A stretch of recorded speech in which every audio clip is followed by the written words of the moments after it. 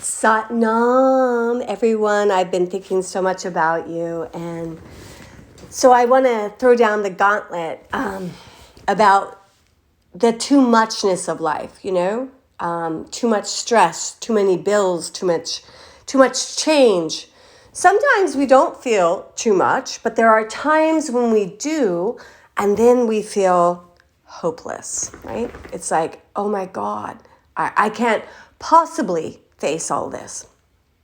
And so what I'd like to encourage us to do in this moment is, and the reason I'm bringing this up is there's this huge energetic that's going on right now in the cosmos about healing a portion of a core wound. So I'm going to throw down the gauntlet right now. I'm going to say that in our lives, we have 2 to 3 core wounds.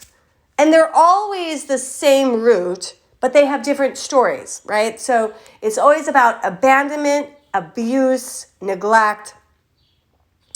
But we have different stories. Because we're human, we have different families, we have different energy, we have different stories around it. But the main thing that keeps us stuck is pretty much the same. Separation, abandonment, abuse, I'm not good enough, all of that, into different degrees. And how we manufacture that is the story we tell ourselves based on the original wounds of our childhood. And so then we become grown-ups, and then life happens, and stress happens, and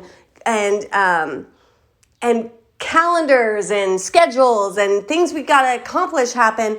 And sometimes we feel overwhelmed, right? We feel overwhelmed.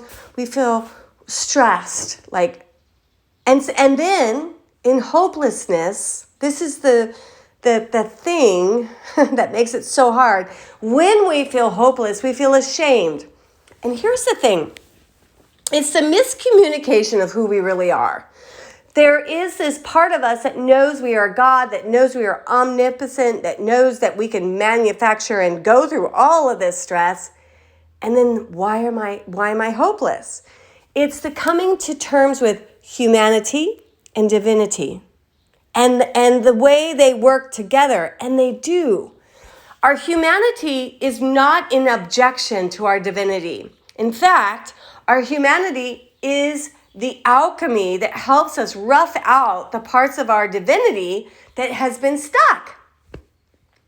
So if we could just let go about feeling bad, right? If we could just not feel bad when we feel hopeless sometimes, and instead go, okay, I'm going to invite more God in. I'm going to invite more meditation. I'm going to be okay with, I feel like doing the taxes or, paying those bills or dealing with that family issue, all of it, and then it's like a lot at once, like the business of this, like 3 things at once. We get in those situations, right? Don't we all?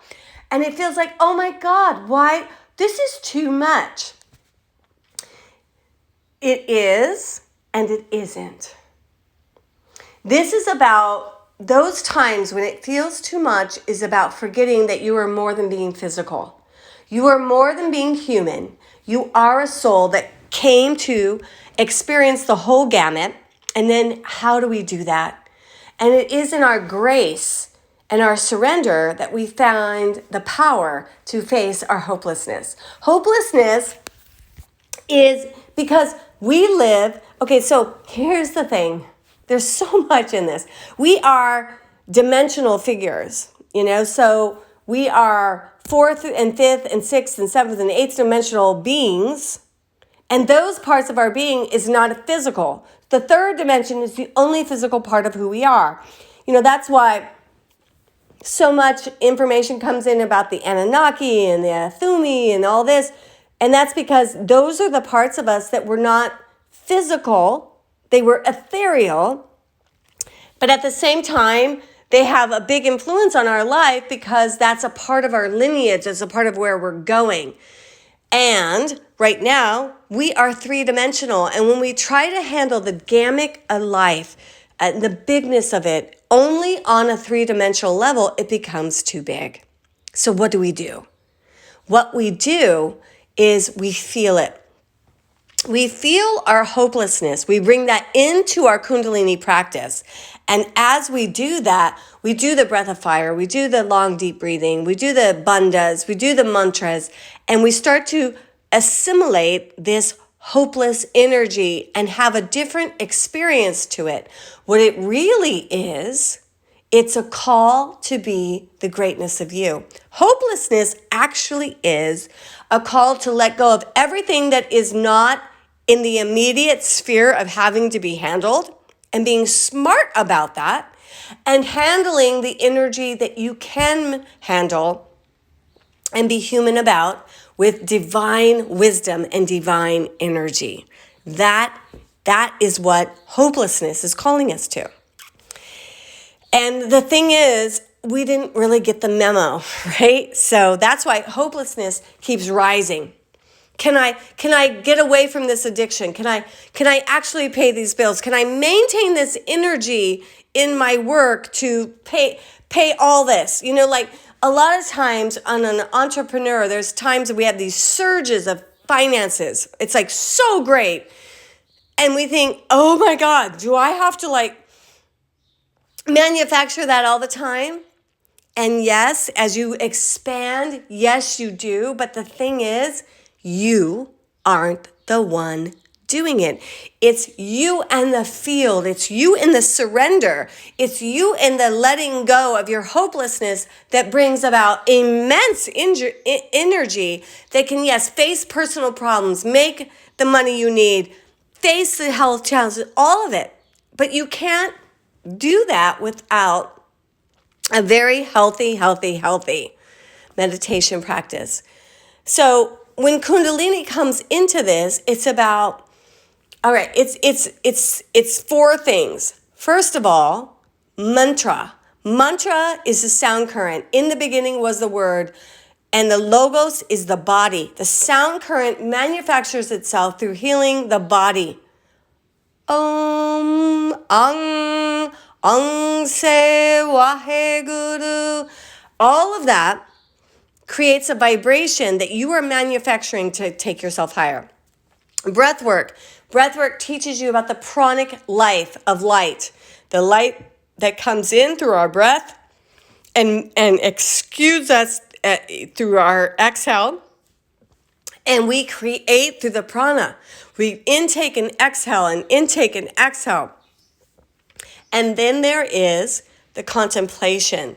So in Kundalini, we move the body. The body is the memory of the mind. After 35, all of who you are is in the body.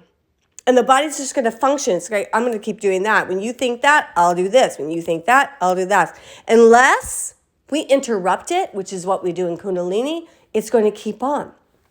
So we interrupt this process. We do the pranayama. We do the mantra to raise the frequency. So the biggest thing about mantra is the sound current. Because the sun emits 100,000 spheres of light and sound instantaneously every second. Every planet, including our own, emits a sound. And the human heart has a frequency, or a Hertz frequency, that relates to the sound of the earth.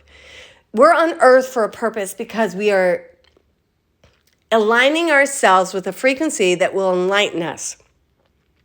We don't have to miss it. We're not going to miss it. So I want to alert you to some amazing things that are happening at Great Divine Flow. Next Wednesday, a 40-day meditation. So it's free. I believe in it so much, there's no charge to come to it. That's how much I want to change the world. So come. And then when you come, you do the workshop. And even if you can't come at that time, just register, because then you'll be sent the recording. Also, you'll get a spiritual, I'm totally losing my train of thought. Oh, yeah, you're going to get a spiritual download about how to do it. So you'll get an instructional video. You're going to get the intricacies of what we're chanting and why we're doing it, the mudra, the breath work, all of it. Those of you that want to be like really kind of harnessed, you're going to do the $40 for 40 days of inspiration, which means you're going to be invited to certain classes, invited to certain meditations, and every morning you're going to get a download about why this mantra, why the work we're doing is the way it is and what it's working on us. This mantra, for those of you who have done it before, it's in the monies. Money, money, money. Money, money, money means to agree, to be you. So we're doing 12th through 15th. We're on the 15th. The 15th Purdy is really spectacular. Sometimes we can get really good with ourselves, right? And then we still have so much problem with what is outside of us, with our outside world. So the money of the 15th brings our environment with us. It brings our family into a higher octave. It changes the environment we're in, which is a gift to them, but it really is mostly a gift to you, right? I mean, how many times it's like, I'm doing this, I'm working this, I'm doing it, but my family is such a difficult situation, right? So this money goes, I'm going to change that.